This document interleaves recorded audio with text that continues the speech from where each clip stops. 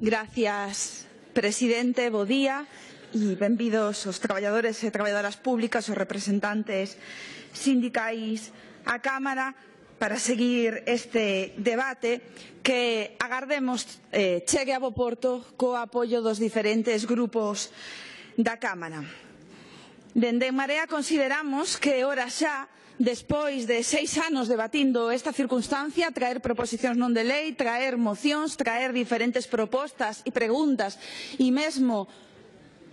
propostas a respecto da Lei das medidas fiscais e administrativas de cada anualidade, de que os grupos, na súa totalidade, comprendan que é hora xa de devoltar o que se lle retirou, o esforzo que se lle solicitou ás diferentes traballadores e traballadoras públicos.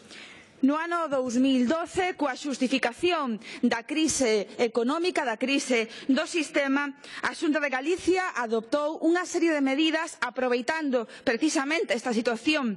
e as imposicións restrictivas do Ministerio de Economía e da propia Unión Europea, que retiraban dereitos aos traballadores e ás traballadoras, non somentes en índole cuantitativa, monetaria, en índole salarial, senón evidentemente tamén en materia de descanso e en materia de negociación colectiva. Aprobando esa Lei 1/2012 do 29 de febreiro de medidas temporais en determinadas materias de emprego público da Comunidade Autónoma de Galicia, que supuxo unha usurpación relevante dos dereitos conqueridos polos traballadores e as traballadoras e que tiveron como consecuencia unha precarización das condicións de traballo que, acompañada coa amortización de prazas e a non cobertura de baixas, permisos e vacacións, supuxo o incremento de accidentes laborais en moitos postos de traballo, como temos denunciado fundamentalmente na Consellería de Políticas Sociais, e tamén, evidentemente, un empeoramento da calidade dos servizos públicos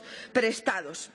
De feito, queremos recalcar e trasladar que, a pesar de que a proposta vai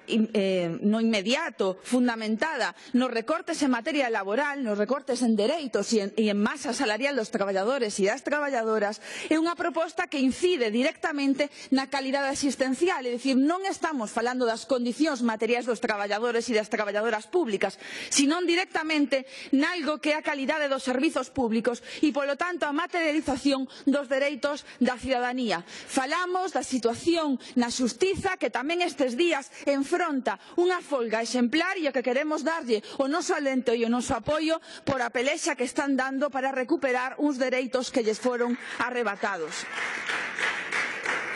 Falamos das condicións na administración pública, que ten que ser áxil e non burocrática. Falamos das condicións na Consellería de Políticas Sociais, encargada de coidar os nosos nenos, os nosos maiores, os nosos dependentes. Falamos en xeral da totalidade dos postos de emprego públicos que a día de hoxe están moi deteriorados, entre outras, por normas como a Lei 1/2012. A exposición de motivos da propia lei fundamentaba o seu carácter temporal, recollendo expresamente que se trataba de medidas que eran extraordinarias, que eran urxentes e de carácter temporal. O Goberno xustificaba coa situación económica o recorte de dereitos deses traballadores e traballadoras. Pero especificamente, precisamente por esa situación de excepcionalidade, o propio Goberno fixaba na propia norma, mediante a disposición final única da lei, vinculaba a súa revisión nun prazo de 2 anos, é dicir, vinculaba a situación económica á revisión desa norma que retiraba dereitos a eses traballadores e esas traballadoras e ataba circunstancialmente a ese PIB, a ese Produto Interior Bruto, disposición final única da Lei 1/2012. Temos debates xa abondo nesta Cámara nos que se indica por parte do Goberno e do grupo maioritario que a economía mellora e os diferentes grupos da oposición teñen recoñecido o incremento do PIB, neste caso nun 3%, pero temos denunciado en múltiples ocasións o reparto desigual dese incremento do Produto Interior Bruto. Para que non vai é para os de sempre, os traballadores e as traballadoras, e neste caso os empregados públicos. A Xunta de Galicia exixiu un esforzo a estes traballadores, ás súas familias, porque teño que lembrar, e fareino agora, serie de dereitos que tamén inciden na conciliación da vida familiar e laboral que se recortaron dende o ano 2012. Sin embargo, a Xunta non se compromete e, polo tanto, non cumpre con, en principio, esta disposición final única, é dicir, a lei que obrigaba a revisar, pero tampouco cumpre co compromiso de que cando a situación mellorase, segundo palabras da propia Xunta, lle serían devoltados o esforzo a eses traballadores e traballadoras públicas. Teño que lembrar que esa Lei 1/2012 supuxo a suspensión do complemento das prestacións da Seguridade Social nas situacións de incapacidade temporal. É dicir, se recortaron as prestacións deses empregados e empregadas públicas no caso de baixas, penalizando as segundas e sucesivas baixas. É dicir, que non só se recorta o número de profesionais, sino que se penaliza que estes profesionais se poidan poñer enfermos. Recortáronse as axudas en concepto de acción social, as que axudaban a paliar as situacións ou determinadas situacións de precariedade desas familias, deses traballadores e traballadoras. Reducíronse os días de libre disposición. Eso choca frontalmente co que di defender a Xunta de Galicia en pos da conciliación da vida laboral e da vida familiar e, polo tanto, na liña de flotación da igualdade e da equiparación de dereitos de homes e mulleres. Suspendeuse a aplicación de diversos artigos relevantes do convenio colectivo, do quinto convenio colectivo. Levamos 6 anos, eu mesma levo trasladando esta situación nesta Cámara 6 anos para que se devolten eses dereitos dos traballadores e das traballadoras na suspensión de días de descanso,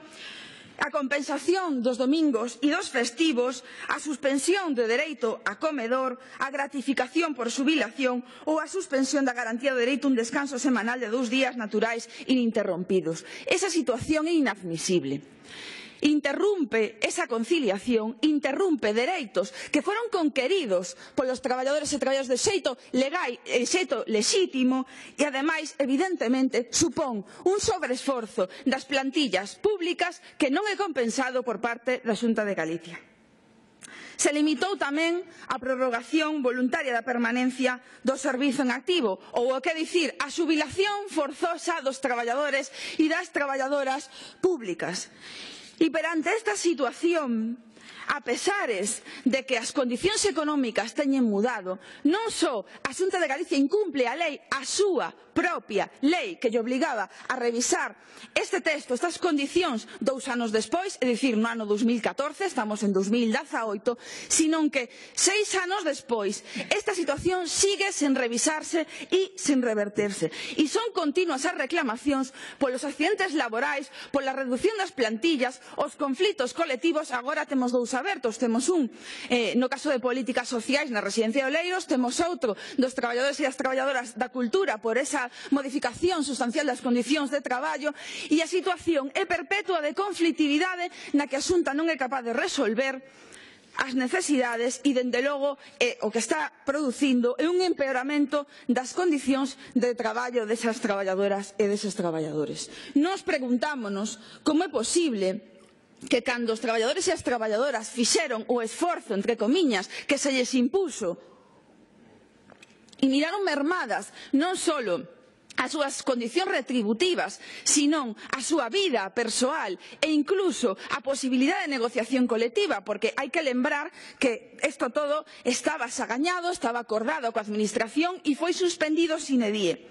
Como, a pesar de que eles e elas cumplen, a Administración non cumple? É obsceno, é vergoñento que o presidente do Goberno, agora mesmo ausente, se suba o salario un 7,5%, pero os recortes son para os empregados públicos. É vergoñento que os traballadores e as traballadoras teñan que asumir un 14% de pérdida de masa salarial, un empeoramento das condicións de traballo que implica que os maiores teñen peor calidade na asistencia, que os dependentes teñen peor calidade na asistencia, que os menores teñen peor calidade na asistencia, que a xustiza está afogada por falta de persoal e se acumulan os expedientes. Non é a folga a que implica que se paraliza os xuízos pendientes, e tamén os recortes de persoal que se efectuaron nos últimos anos. Como é posible que perante esta situación se suba o presidente do goberno o salario e que os trienios dos conselleiros e das conselleiras sexan os dobles que dos grupos de referencia. Comentaban as centrais sindicais que terían os traballadores do mesmo grupo, un a un, que traballar 20 anos para cobrar o mesmo que cobran os señores e señoras que están sentados aquí nos seus trienios. É indecente que se lles obligue a eses empregados públicos a asumir a carga dos recortes que non asumen os seus dirixentes. Menudo exemplo que dá a dirixencia da Xunta de Galicia e incluso os CENO. E polo tanto que vimos hoxe a facer aquí, despois de defender proposicións non de lei, mocións, preguntas, propostas, non só nós, o resto de grupos da oposición que levan traído este tema a debate nos últimos 6 anos, é pedir que se faga por lei o que fai 4 anos que tiña que ser revisado, o que fai 6 anos que nunca tiña que ser aprobado, para que non paguen sempre as mesmas e os mesmos, porque, e lembro unha vez máis, non son os traballadores e as traballadoras únicamente do que vai esta proposición de lei, non son elas e eles quen pagan esa situación, son as persoas que teñen que utilizar os servizos públicos, son aquelas que non teñen recursos para acudir ao servizo privado e, polo tanto, materialízase no deterioro do cumprimento dos dereitos efectivos da cidadanía. Non afecta simplemente aos empregados públicos. Teñen enriba da mesa unha lei sinxela, un artigo único, exceptuando esa suspensión dese complemento de destino dos altos cargos que contemplaba a Xunta de Galicia. A lei é sinxela, a decisión a tomar tamén. Son 6 anos de recortes, levan 4 anos de retraso no incumprimento da lei. As persoas que están na tribuna e o resto de empregados públicos, que son moitos milleiros no noso país, queren que, alo menos, teñan a decencia de, hoxe, de voltar un pouco de dignidade no emprego público. É evidente que non se van a devoltar estes 4 anos de falta de conciliación,